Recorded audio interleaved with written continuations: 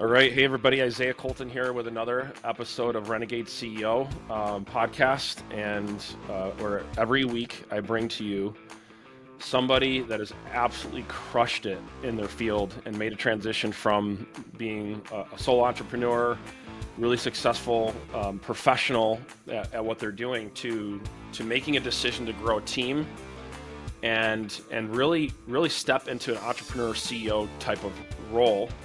And I have been trying to get this guy on my podcast for weeks now, and I'm so excited because we're able to find a time to connect because he's busy building franchises in different parts of the state. And Anthony, in all seriousness, I am really excited to do this podcast with you today. No, I appreciate that. Awesome. So, one of the things if this is your first time listening to our podcast, my stage and what we do is like to take a deep dive into the entrepreneur story and to try to grab the gold and the wisdom that somebody like Anthony and the success that Anthony's had and be able to capture that and then bring it into our own businesses. And so for those of you that don't know Anthony has not only been a top producer in real estate with Keller Williams, grown a successful team, but is running an extremely successful franchise within KW. And Anthony, correct me if I'm wrong, but I think it's up to like 1,000 agents, or am I getting those numbers right? Yeah, roughly 1,000 between Rochester and Buffalo. Yep. That is freaking awesome. That is so exciting. So Anthony, I want to take our audience back to why the hell did you get in real estate? Like, what was like what the heck inspired real estate above everything else that you could do? It's funny. Honestly, it was the lack of formal education that brought me down this path. I've shared this story a bunch of times because a lot of people will ask the question, like, how'd you get started? What made you get into real estate? Yeah. And the reality was, I hardly graduated. I shouldn't have graduated high school. Thank God I had close relationships with my teachers. Never went to college, and I got right into construction. Right, I was 17 years old. I just graduated and jumped right into construction. I was a union tin knocker, sheet metal. No way. Yeah. Yep. No way, I didn't know that. Wow. So that's what I was doing, and started. When you're 17, 18 years old, and you hear someone tell you that you can go through this apprenticeship program, and you're going to make $50,000 one day, right? You tell a 17-year-old that, like, you're going to be rich. Right? You're picturing the Mercedes you're going to be driving, and correct.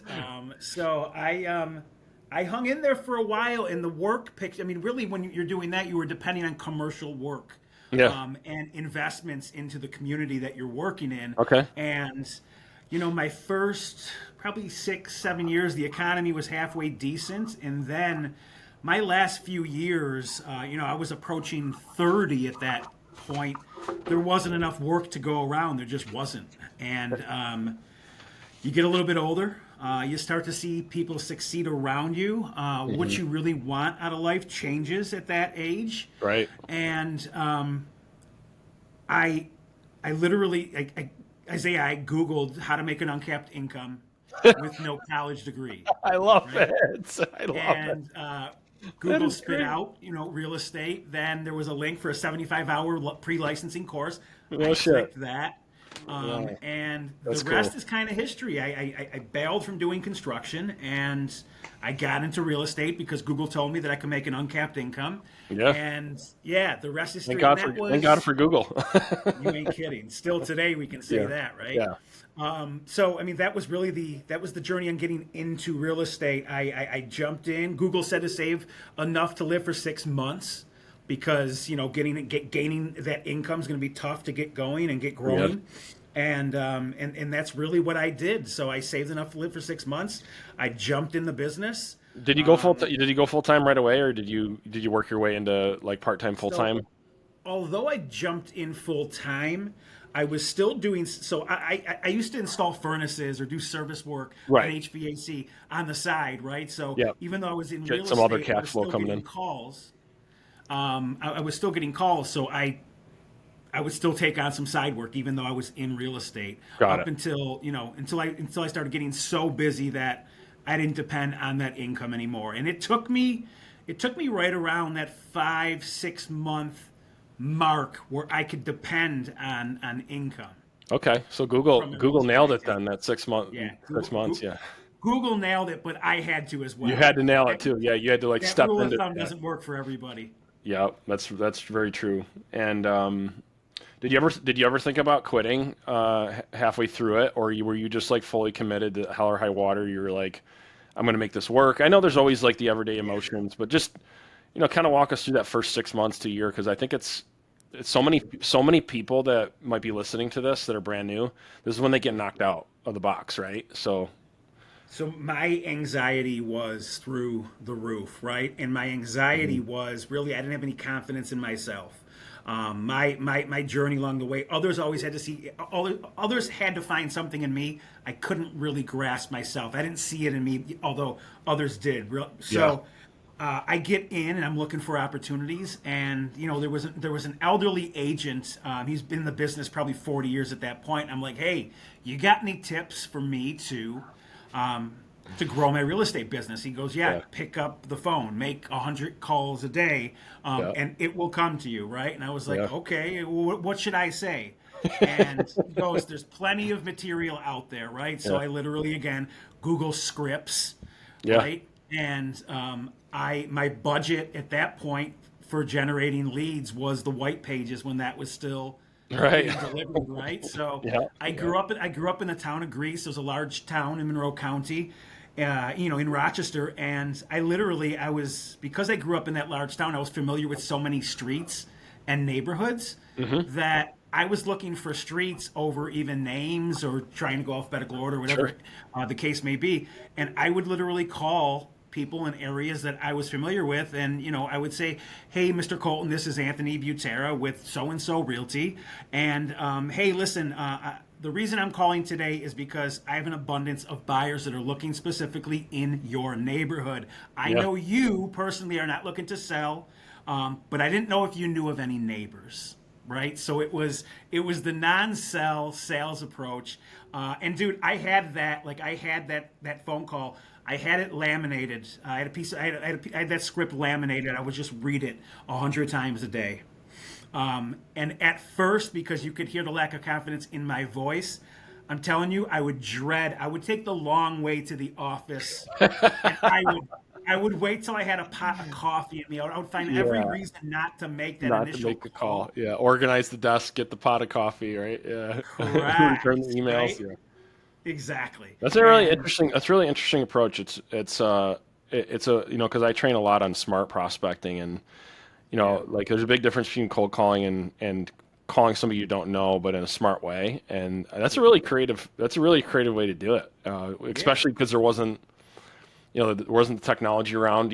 I don't know if you were using Redx at that point or if that wasn't even a thing, but yeah. So that's cool. That's cool. So how many people would you have to call, just out of curiosity, to like talk to somebody, and then like I yeah. just curious like what that looked like? I could tell you that probably my first 500 phone calls led to nothing, only because I was Yeah. stuttering. There was a lack of Brand new. confidence in my Yeah. voice, and I didn't know they would ask questions, and I just didn't know, right? And they Yeah. would hear that, and then it's funny. The moment I gained confidence in the calls and I started converting, the noises in my head that was telling me that I didn't want to do this, I started hearing a cash register because once I was tracking my conversions, right? And at that time, whether it was one out of every 100 calls that turned into a piece of business Right. based on my average commission at that point, I started doing that math and I started to do the formula. And I'm like, you know what? I'm converting one out of every, let's say it was 100, and my median, my average commission is at that point probably $2,000. Every time someone hangs up on me, right? Now I'm adding up the money to get to that next call. So instead of taking the long way to work and having that pot of coffee in me, right? Like I was racing to get to the office to start those calls because in my mind I was Yeah. bringing money in every phone call I was making, even if they told me to go screw. I was Yeah, closer to that next close. yeah, I love that. I think there's, from a psychology standpoint, there's really two powerful lessons that I just took away that I want to make sure the audience grabs. The first one is I don't think professionals and business owners give themselves permission to suck. And what I mean by that is like if you think about anything that you've ever done, right? And like there's so few things that you can come out of the box with and just be good at, right? We've sucked at everything from tying our shoe to walking to whatever, and then for whatever reason we reach a certain age, and or maybe we're going on a business venture, maybe we're getting ready to make calls or video content or whatever we're trying to do, and then all of a sudden we think that we stop giving ourselves permission to just not be good at it in the beginning, and then we from a psychology standpoint just end up mind screwing ourselves because we don't give ourselves that permission that it's okay. And if I look at some of the most successful people that I've been mentored by, they just what I call embrace the suck. Like there's just going to be a period of time, but then they also know it's going to get easier, just like what you're talking about. And that was the second part that I want to make sure that people take away from listening to this, is that when you start tracking your numbers, like Anthony was talking about, and you start attaching dollars to metrics, and you know what that is, it doesn't suck as much because you know what to expect. Because half the time, the reason why it's the fear sets in, the anxiety sets in, the procrastination sets in, is because either there's not enough value in at the front of our mind to do it, and or we just don't know what to expect. And human nature, we're programmed where we have to, like our system for survival has been programmed to have some sort of certainty, right? And that goes in direct conflict with entrepreneurship sometime. So it sounds like what I heard you saying is you found a way to give yourself some certainty throughout a process that can be very uncertain. Like you kind of figured out and said, you know what, per X amount of calls, per X amount of conversations, I got a commission coming. So now that I have that pattern, I can be more confident and certain what I'm doing. So I think those are two really powerful lessons for people. Powerful lessons for sure, and I just think that there's just so many perceptions and misconceptions. If you ask somebody in the street, like, hey, name one person out there that you think is highly successful, right? And they'll name that person, and I promise that person has more experience at failure than they do success. Right? Amen. It's just not the story that doesn't gravitate to most, although it should, because you create such a safe space for those around you. They think that they can never do what you did because your journey was filled with nothing but success. Yeah. Right? And the truth is, man, I am naturally a fuck up. Me too. I am. I'm just right. Yeah. I have more years, right? I'm 45. I have far more years in this life of mine failing than I do succeeding. And I can tell you, once you reach, and a lot of people will be like, "Wow, I wish I was in his shoes." I don't feel like I've accomplished anything great still to this day, right? I feel like, why am I still failing at this stage of my life? Right. Right? But then if you look back on it, that's how you got to where you are, right? No, correct. That's how you got to where you are. There's always that healthy level of the healthy right? level, yeah. Yeah, because that's really ego and arrogance that's the killer in my business. Oh yeah, 100%. I think I saw a funny meme about entrepreneurship where they were like, it was kind of like he walked into this room, and his room was all shiny and clean, as like this beautiful room, and they're like, oh wow, like this room's gorgeous, and he's like, oh well, you haven't seen my closet yet, and he opened up the closet, and it's a hot mess, and it was like kind of representative of like, on the oh yeah, you're successful in business, well let me show you my closet of failures, right? like that got me. That got me here, and I always like that analogy, because. And I think that there's more. I mean, there's If someone walked in here and they said, "Hey, tell me about all your successes," there's so much more valuable content in my failures than any of my success, right? And I feel like it's a danger zone for some reason, and I feel like it's with real estate agents more so. They're more invested into how things look than how things actually are. They're invested into the perception and what things look like. And what's crazy is real estate agents, the people that they're trying to impress the most, are other real estate agents that don't give a fuck about you. They don't care.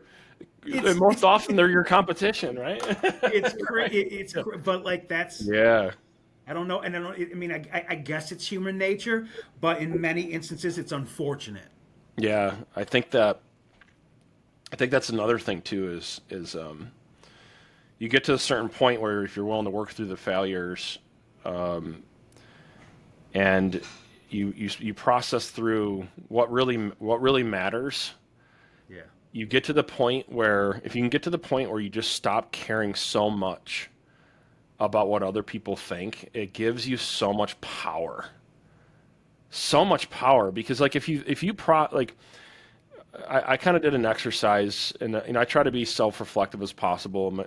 And my mentor, he's, we talk about a lot of different things, and I try to capture how many decisions that I make or don't make with the subconsciously thinking and I do it because of maybe what other people think, right? And that can range from like making calls to posting on social media to like, doing a certain business venture, not doing a certain business venture, like, and it's like really interesting where it's really interesting for me. What's been most freeing, I would say, for me personally, over the past, let's say, 3 to 5 years after going through some incredible failures, is you come out the other side and you don't give a you're like, you know what, as much as that sucked, like, I'm glad I went through it, and I'm gonna actually be better off for it, and oh my gosh, I don't really care what anyone else thinks, like, and it's so freeing, right? It's so freeing when we always there's always that seed, right? This isn't a black and white conversation, but I think that let's talk about maybe how does somebody, just brainstorming out loud, somebody that is stuck, they're paralyzed because they care so much about what other people think that it creates so many inconsistencies. Is there any way, anything that we can give it for advice to help people work through that? Yeah, so here's what I can tell you. The eye-opener for me, and I'm glad I got it out of my mind pretty early in my career, I started in an office with heavy hitters in the industry. And at that time, the real estate ad in the Democrat and Chronicle was where you wanted to be, right? The perception was those were the biggest and most successful agents. So I'll never forget the sick feeling I had in my stomach to learn that those same people that were local celebrities that everybody knew of, I was in an office, and I remember I was really close with the staff. I got close with them, and I would always be like, you know what? I want to be like that person, or I want to be like so-and-so. And I'll never forget, someone pulled me aside and they said, Anthony, you're chasing the wrong people.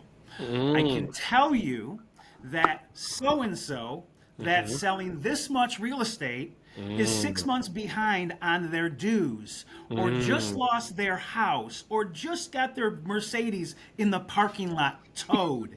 And I'll never forget the empty feeling for a moment that I had, because it was like, well, what the hell am I chasing? If that's what happens, how is that possible? How could they sell 40 million in real estate and not be able to pay their bills? And then it clicked, right? Yeah. It was the trophies on their desk. It was the recognition that meant more to them, right? And to me, that's the danger zone that I see agents slip into, and it is unfortunate. And don't get me wrong, I think that it happens a little bit to everybody. Yeah, just catching it before it gets out of control, right? Correct. Don't let it dictate your entire story. Yeah, I think that there's so much wisdom to what you're talking about, and I think that one of the benefits that I had early on was a mentor that really taught me about leading with cash flow, and um, and he he taught me the simple bucket system, but I still use it today. And basically, what he just said is like, look, here's the thing, you got to treat your business like a baby, Yeah. and you have to have a structure of which you're going to manage your finances and some non-negotiable rules to this. And what will happen is, just like a human being, the more that you can keep your personal expenses under control as you start making money, the more that you'll be able to feed and nurture this quote unquote baby. And I think that's one of the mistakes I see people that make it past the first year, second year. They start having the success, and then they start doing all the stuff you're talking about. They start going after the shiny things, the trophies, and they maybe they've never been taught any sort of financial system, or maybe never studied it, or whatever it may be. And but like, I think that was what's fortunate to us, is we had a partner, like a group of partners that were just committed to to feed the business. So I don't know if you have any. I think that's something important to recognize for anyone who's listening to this. And how did you not fall into that trap? So once you saw like that happening, what was the next evolution? I was willing to do things then that I would no longer be willing to do now, but I did when I had to, right? Mm-hmm. Right? And when I say that, I mean, dude, I would sell $10,000 homes and $20,000 homes, and I never looked at it as like, oh shit, I'm only going to make 500. For me, it was just cash flow. Momentum. And any business is suffocated without it. Yes. So although I only had a check today for $750 from a cheap investment property I may have sold, that was cash flow that kept feeding my business, and I always focused on the units, because you have more autonomy within units than you do average sales price. I didn't grow up, in Pittsburgh or Brighton. I wasn't around those people. I didn't know what a country club was until I was, right? Like, I wasn't surrounded with those people. So my clients, especially in the beginning, there was average Joes. It was not, so I didn't grow up like that. And I'll never forget the first time I was invited to, Gary Keller does a top 100 agent mastermind.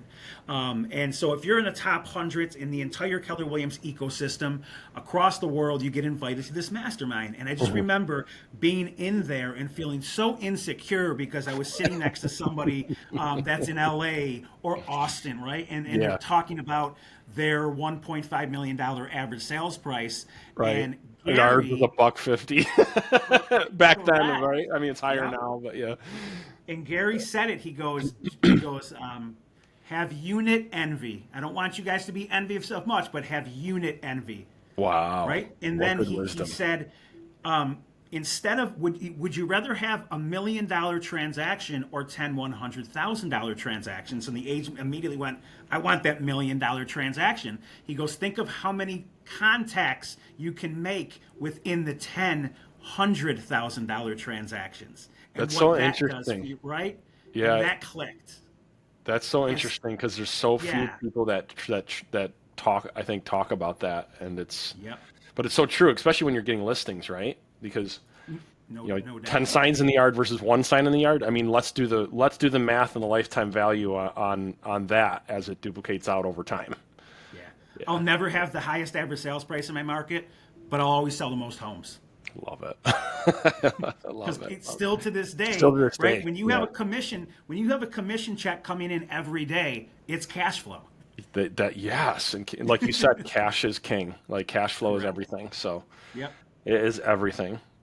So So did you start out with KW or did you start out with somebody else? If you don't mind I me did not. I asking. started out at a different broker. Yeah. Then I spent a couple years, found success, and then I was afforded an opportunity to help manage, run, and eventually own a smaller boutique brokerage. Okay. Yeah, so I mean, dude, I was 2.5 years in the business, and I was the managing broker owner of a smaller That's so boutique. cool. Well, yes, and it was so dangerous. Oh, really? I Yeah. well, dude, I mean, so Well, my ego cup because you're so new, right? And so new. you're Yeah, like, my yeah, it was crazy because my ego cup was spilling over, and at the end of the day, to reflect now on what I right. didn't know Yeah. and being the person everyone was going to for answers, to reflect now, it was terrifying for me to be in that position, although it afforded me additional opportunity. And I know exactly what yeah, you're talking about. Yeah. yeah. I know exactly long what you're story talking about. short, long story short, I grew that brokerage. I was recruiting agents from other brokerages, and fair to say, I was recruiting Keller Williams agents. And still my business partner to this day, Chuck Hilbert, he recognized that, and he wouldn't go away. Chuck, I'll tell you what. If you want to meet a guy that's just persistent and Yeah, wins because of persistency, yeah. meet Chuck because he is He's a the he's a most persistent guy. And here's the thing, you don't even get mad at him because he's such a nice. yeah, He just does it in such a nice way. Like and like yep, I love that guy. yeah.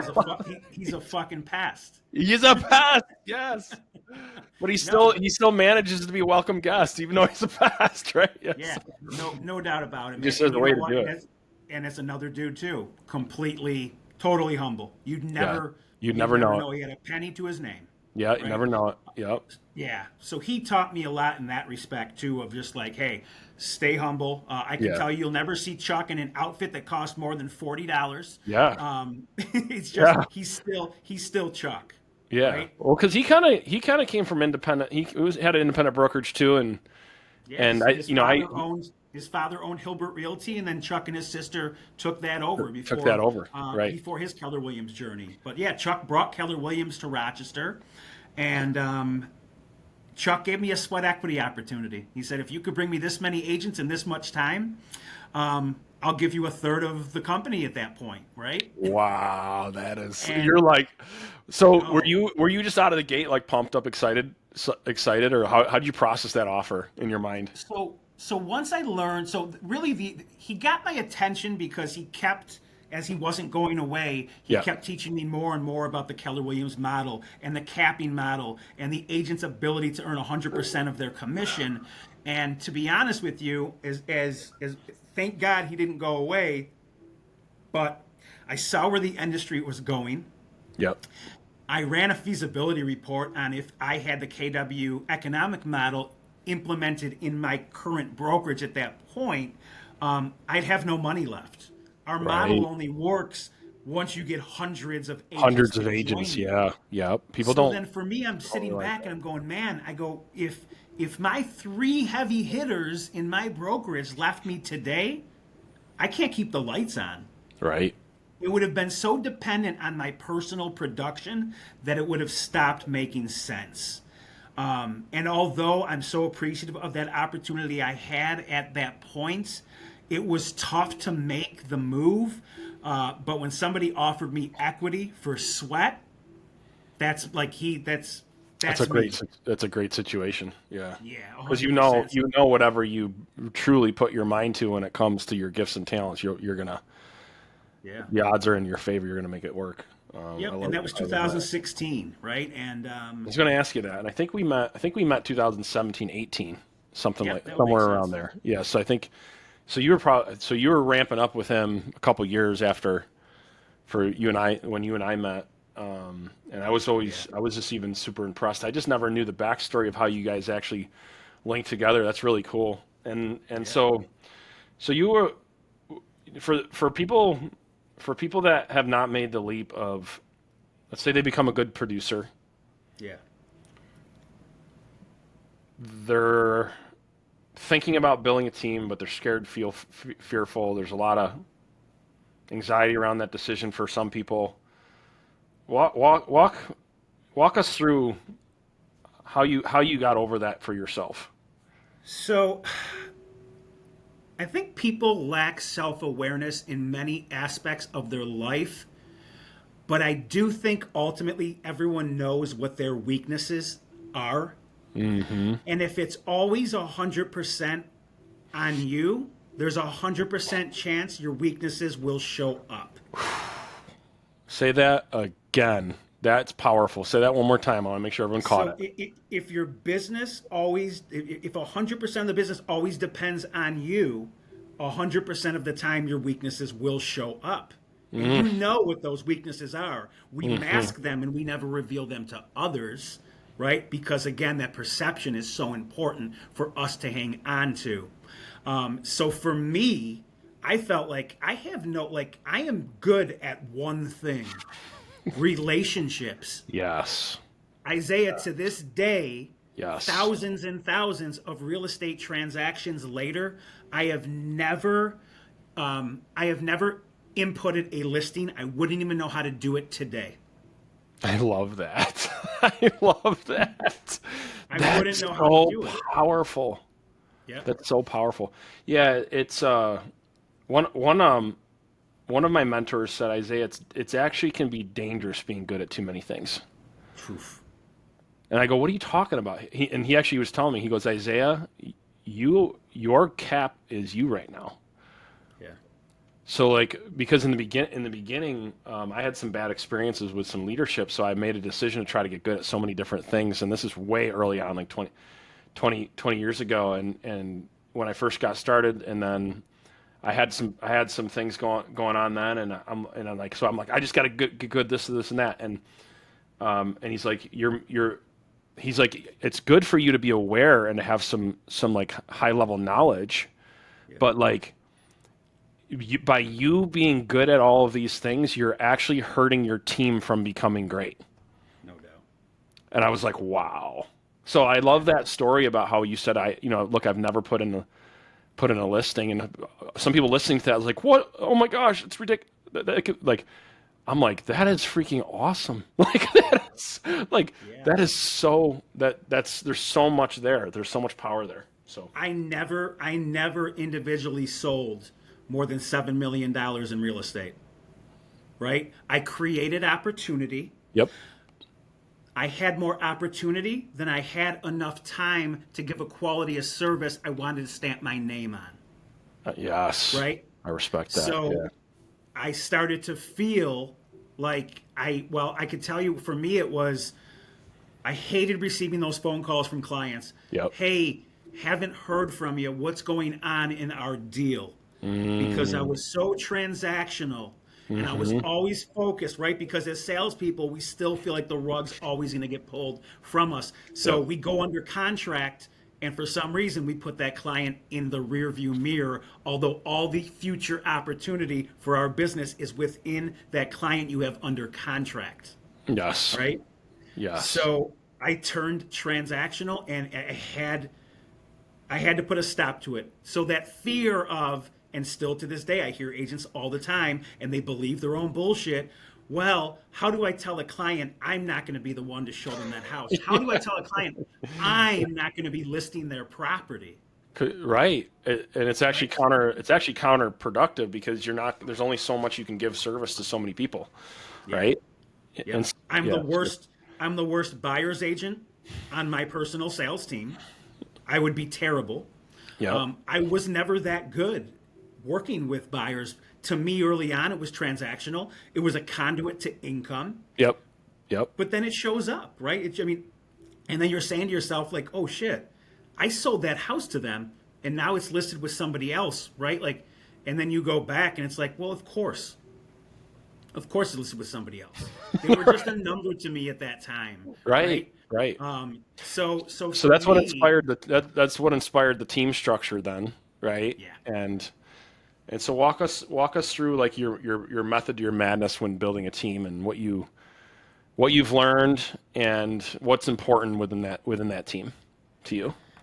Yep. The biggest thing for me is sense of urgency. I don't care if you can't read or write. If you have a high sense of urgency, you have no ceiling.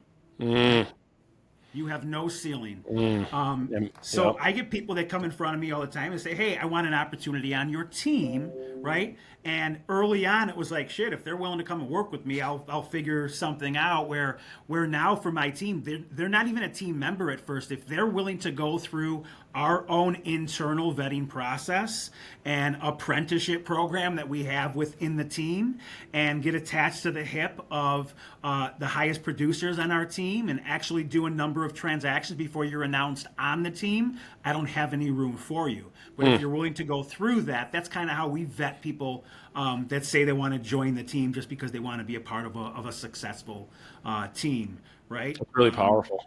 Yeah, I Yeah, mean, because you have to. you can't coach and train desire and urgency, and that's really like if you look at the most successful people, it's like how many people do you know that are not that are successful that don't have a desire and a sense of urgency. I love it. Yeah, It urgency's simplifies a huge, and lot of things. coachability, man. I tell you that Hmm. coaching changed my entire trajectory. I found entrepreneurial success. I came to KW as an agent and realized, holy shit, I know Mm, nothing about. Dude, honestly, mm, I felt like I knew more about the business 5 years in than I feel like I know today. wow. Because I found success and I was equating income and awards to knowledge, and it wasn't it, right? I thought I knew, and again, my ego was the worst thing for me. And come to KW, I was doing at that point, it was me and two buyers agents, and Hmm. I did $19 million that year. Which, and by the way, at that In time, our the market, average sales, yeah, in in the our average sales market, price the average, then was like $125,000. yeah, you're talking that's 50 million in a different Yeah, market, right? my quality of life was non-existent. Horrible. Yeah. I'm telling you, people didn't see me for a decade. Maybe 7 years, right? Right. And it took me 5, 6 years to make that first hire. It took my coaching call, right? My initial coaching call was with Brad Knowles. I still keep in contact with him That's today. awesome. That's awesome. Yeah, he was with Maps Coaching. Now he has his own program called Knowles Development. Hmm. So I jump on the call, and Brad goes, "So what can I do for you?" I said, "I'm exhausted. I'm drained. I'm burning out." He said, "All right." He goes, "Well, let's go through an exercise." He says, "Are you somebody that keeps a calendar?" I go, "Yeah, well, I have no choice because I'm so busy. I have to put it in my calendar." And he says, "Okay, I'm going to send you this link. You're going to invite me onto your calendar, and I'm going to go back, a month, 6 months, a year." And my calendar was descriptive in that if I had to take a lockbox off a listing or put a sign writer up or whatever the case was, it was in there. So 30 minutes later, he calls me back and he goes, "Hey, I got some great news." I go, "Okay, well, what's that?" He goes, "I just freed up 40% of your day. All you got to do is hire somebody and pay them minimum wage. Are you willing to do that?" I said, yeah. So 2 weeks later, 6 years in the business, hired my first assistant. After feeling the impact, it took me 30 days to hire my second. And that's something. Yep. I hear that so often. It's like freeing, right? It's almost Yep. like yeah. At that same time, I bring Jason Mancuso onto my team. How'd you meet Jason? Yeah, so I met Jason at the brokerage where I was the Okay. managing broker owner, Okay. right? So you got to so Um, you right. yeah. Cool. And Jason was a horse. There was plenty he still had to learn, but he was the dude willing to pick up the phone call Right. every day. He's Urgency and give me a desire. yeah, give me a pot of shitty black coffee and a desk and a phone and let me do my thing. And that's Jason. I He love still it. makes a pot of shitty coffee every day to get started.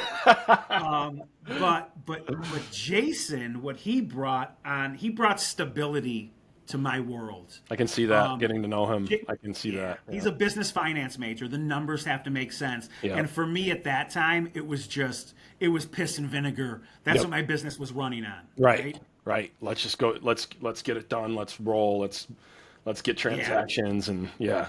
Yep. So, I think that I want to pause there just for a second because one of the things that I've been observing very closely as I've done, I'm going on my 50th interview with somebody that is a successful team leader, broker, done something extremely high level in the industry doing this series. And one of the repeat patterns that I've found is that the turning point for that entrepreneur is when they had somebody else come into their life.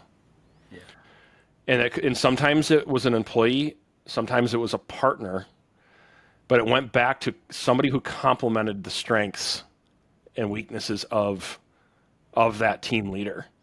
And then if I look at like some of the people that we look up to the most that are entrepreneurs, like maybe like in the traditional world, like a Steve Jobs or whoever, whether you like them personally or not is not the point of this conversation, but like an Elon Musk or anything.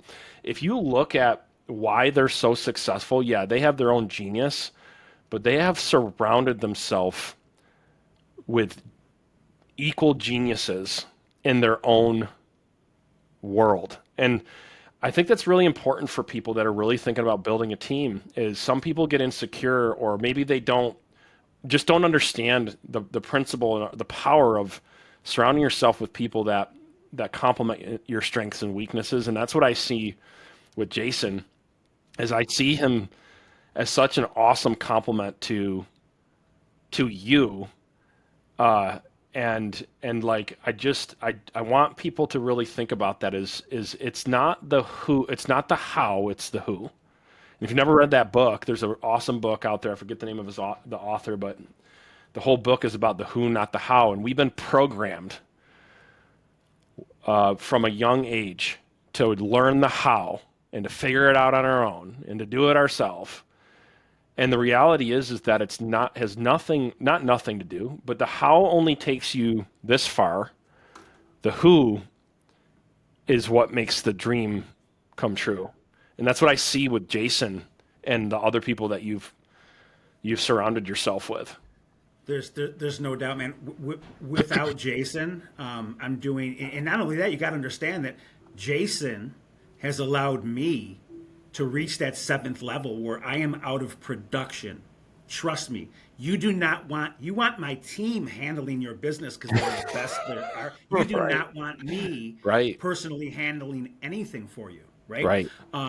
Where Jason, and not only that, man, Jason was humble. Jason was mature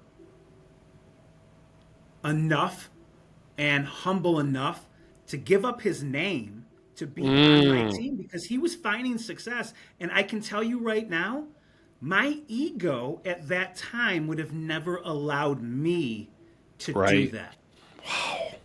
Right? And Jason, still to this day, I mean, I got invited to do this podcast because of what Jason does every day. Right? So I get so much credit for shit that I don't do. It's nuts. And when I say that, people think I'm kidding. I'm not kidding. If I spend an hour a day on my team, it would be a lot. Right. Yeah, there'd be no way that you could be traveling to Buffalo, building, building and buying franchises. There'd be no way, right? I spend more time on the Thruway than I do on my team, but I had to give pieces up to the right people. Yeah. Right. And not only that, man, you got to find that person, but you also have to create. If I could give myself credit for something, I've created safe spaces for others to grow in. That's so huge. Wow. Right.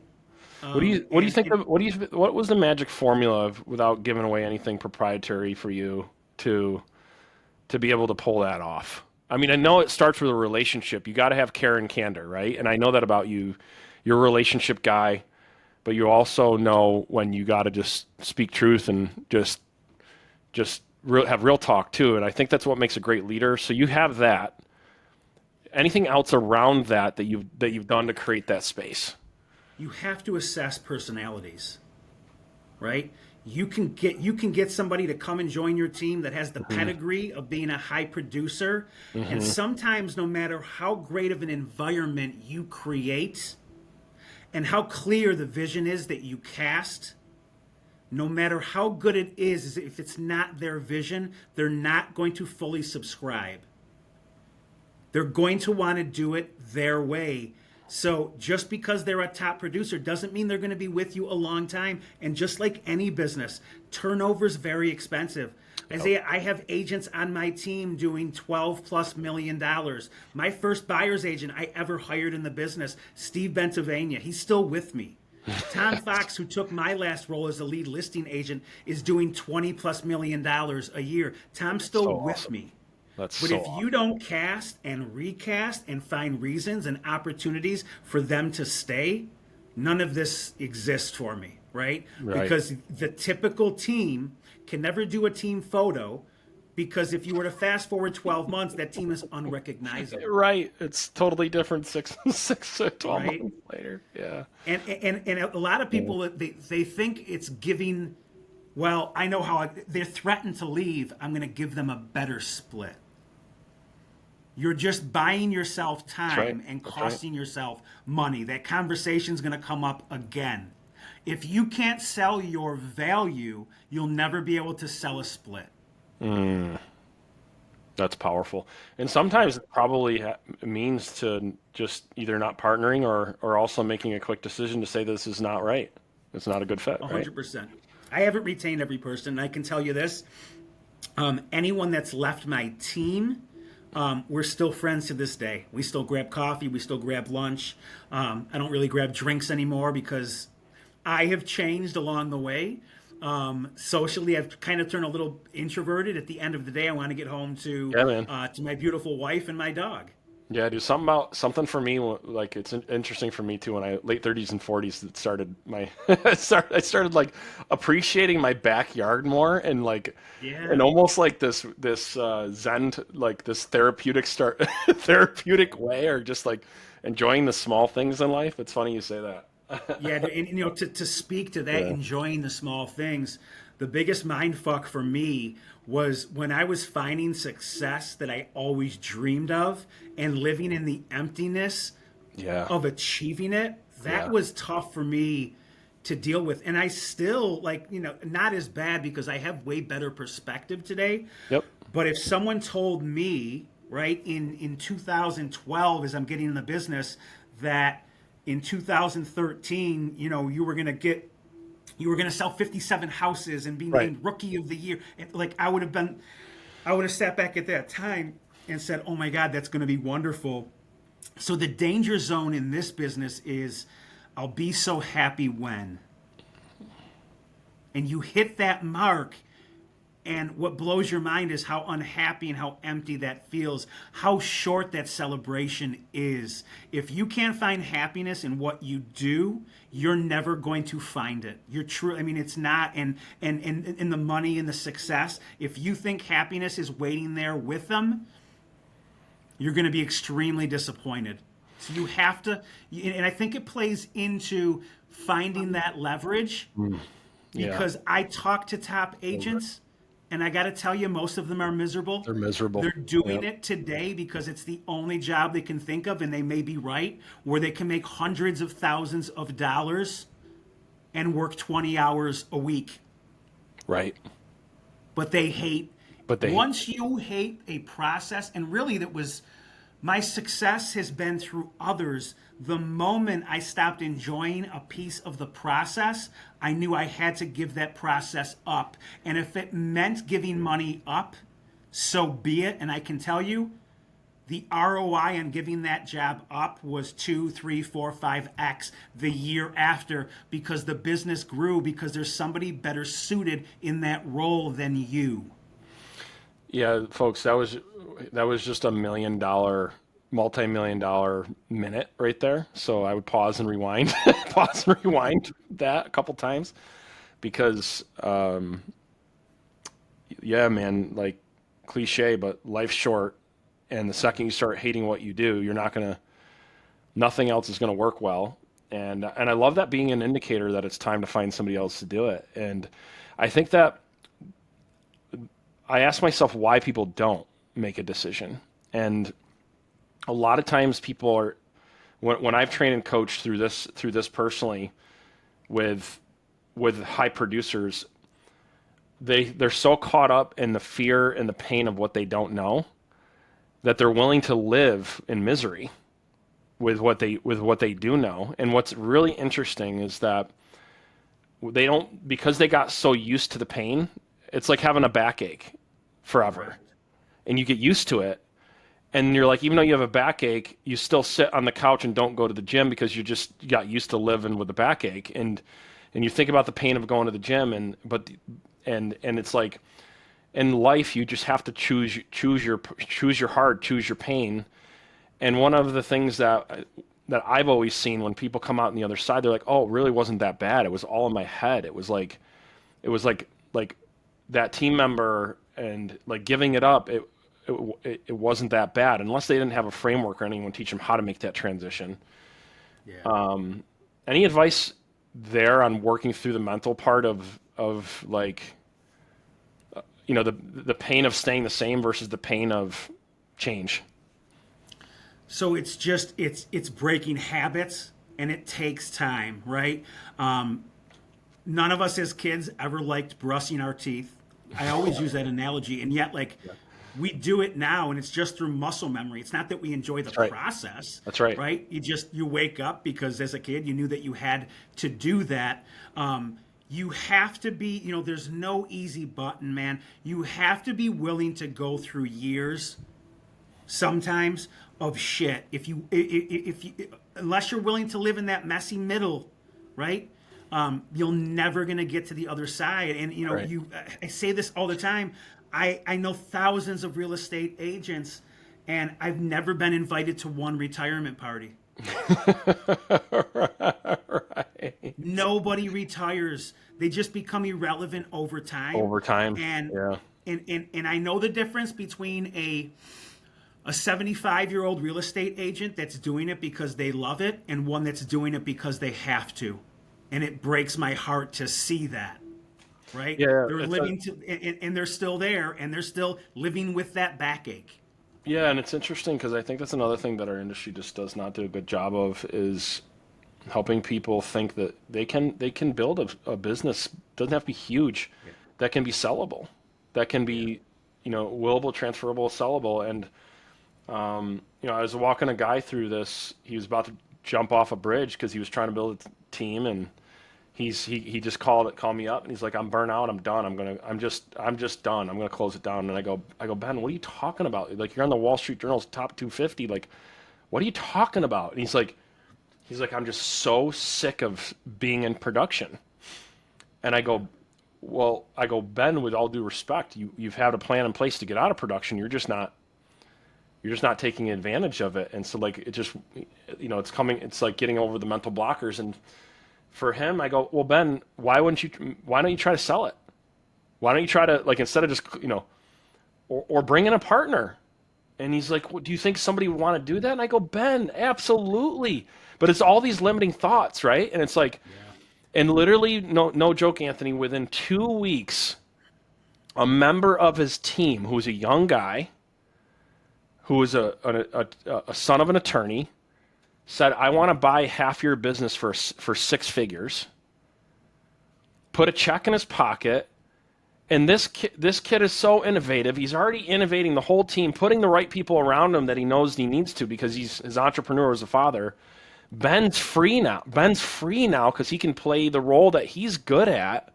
Yep. And like, they're gonna explode. They're gonna explode now because of that decision. Dude, the biggest opportunity I've ever given anybody is my pain. Yeah. We assume that our pain is everybody's pain. Your pain is somebody else's opportunity. Your pain is your perspective. That is so true, man. That's so true. It's so true. Like, I can go back and think, like, I went from being a sheet metal worker, going to shitty construction sites where it was either 100 degrees or 5 degrees. And if someone told me at that time that I could make a guaranteed $30,000 and all I had to do was show houses, I would have been like, where the fuck do I sign up? Right? That's right. And yet Yeah. Yeah. someone's paying because that's holding them back from spending time with their wife or going to their kid's game. They're willing to live in that and sacrifice that because they don't think somebody else could do a job as good as them. I can tell you right now, every job I've given up, that person is better at it than I do because it doesn't feel like pain. It smells like opportunity. Amen. That's so powerful. I want to kind of I just talk about habits for a second and talk about, we're talking about pain. One of the things that I've been studying that's really interesting, and I'd love to train on this, Anthony, if you find this intriguing, is it's called neuroplasticity, if you ever heard of that. And I'm going to get a little geeky here, but my background is behavioral psychology in college, so I geek out on this once in a while, even though I dropped out of college because I didn't like it. But what neuroplasticity is essentially when you form a habit, there's neurons that form to a certain part of your brain. And then what ends up happening is when you try to do something different and new, you actually are tearing off or you're reforming the neurons in your brain to detach and reattach to part of your brain. So people think like they struggle with habits because it's a mentally tough thing or whatever, and even though there's a willpower to push through, even though there's a desire to push through, there's actually a physical experience happening. People don't think about it that way, but there's actually you're physically changing the neurons in your brain. And so the reason why that's so important is because when you realize that, and you realize that that pain that happens up front, it will end. It will end in a very short period of time once the neurons have a chance to reform. And the other thing that a lot of people don't realize is that just because they've formed one way doesn't mean they're permanent. So if you slip back, they actually start reforming the other way. And it happens in a very relatively short period of time. And for me personally, when it comes to like making business decisions or going to the gym or whatever decision we have to make, and when there's all this, we're going through a period of pain. If you're willing to work through that and get through the automated part, just know the pain's not going to be there forever. Is all I'm trying to say. But when you think about the neuroscience behind it, it's really interesting if you study neuroplasticity and when you hit your 40s, that's why it becomes so hard to develop new habits, is because the neurons have actually they don't detach as easy. But that's why people in their 40s that they thrive so successfully in the areas that they've become good at, is because that habit is so deep that it multiplies over time. So just because you're older hearing this, that's not a bad thing. It actually can play in your favor in a lot of things. But I just thought it was interesting, little geek out neuro session there. So 100%. I was just talking to my wife about this and said, you know what? I haven't. We all, no matter where you are in your life, you always slip into bad habits. You got to put yourself away from So right now, for me, I have not been reading like I once did, right. And you get these, and I'm 45 now, and you get these moments where it's like, why do I feel so foggy? Yeah. Because your brain is a muscle, and if you're not using the muscle. it, and that fogginess can lead to depression and anxiety, and then something changes, or you go and you learn something, and now you could speak to others at a higher level, and you're not stuck when someone asks you a question, and momentum carries more momentum. You're more inclined to continue to do that, right? Yeah, and those decisions, those micro decisions made over time, all of a sudden people are like, I don't know how this happened. Well, it was all those ripples and those micro decisions made each day from either choosing the personal development, not. And I know exactly what you're talking about. Like if I go 3 days without feeding my brain, like intentionally, I can start feeling a difference. And then of how quickly my decision making process and just that fogginess, I think, that you're talking about, and which is scary because then if I think about it, if I go 2 weeks, I'm like, what decisions or how would I have operated differently if I didn't, Yeah.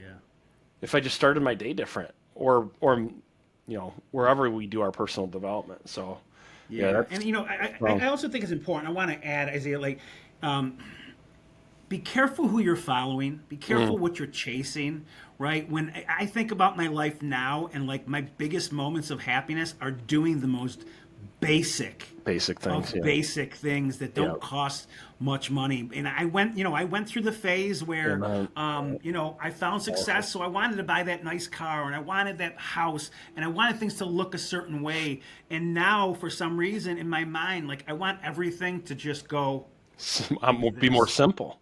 Yeah. smaller, Small, simple, and simple. Yeah. easy, right? Yep. Maintaining the lifestyle you're trying to sell to the people that don't truly give a shit They about don't you. care. Just like your business growing to a certain extent and feeling empty, the feeling after spending money on something so others can see that empty feeling is even It's worse, worse. But you have right? to live with, that for, Yeah, forever or for a long no time doubt. in a lot of cases. And wealth has to be, show me your relationships with your significant other and your Yeah. family and your friends. I mean, that's honestly that's wealth. Wealth is when the money's no longer considered. I love that. I was watching a podcast and the guy goes, "How rich are you?" He goes, "I'm not rich. I'm wealthy." And I go, "What do you Yeah. mean?" And the guy goes, "What do you mean?" He goes, "Well, rich is reaching a certain level of monetary value." He's like, "I'm wealthy because not only from a financial standpoint that my kids are taken care of, but I can truly say I enjoy the process and I enjoy the relationships that I have in my life. And I feel like if I was to die today, I'd leave the legacy that I want. And that's why I'm wealthy." And Yeah. I'm like, I'm like, that is powerful. And that goes back to, I think what you're talking about is just enjoying the process. And I can relate to what you're talking about. I remember in 18 and 19, I was being celebrated by the mayor and Inc. 500, and the check that we wrote to all of our investors and myself was gigantic. And to your point, it was like it was is like I'm like, is this what it is? Is like this, and then and I look back on the sacrifices and all the things, like how I got overweight, the stress that I caused our personal relationship.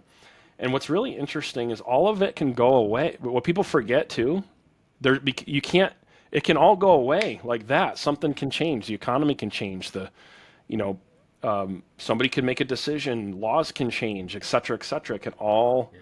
It can all go away, and you don't ever want to look back and say, "Oh my gosh, like I sacrificed all of this." And there's got to be some level of sacrifice, but to the point where you're like, what you said earlier, there's never a magic moment where all of a sudden you're going to wake up one day and be like, "I've arrived and like now I'm the most fulfilled person in the world." It's actually the complete opposite. Yeah, no doubt. Yep. I tell my wife all the time. She wasn't around when I was building, and I said, if we didn't meet when we met, you would have never stayed with me. Wow. Because the business, I mean, I ruined relationships. Oh yeah.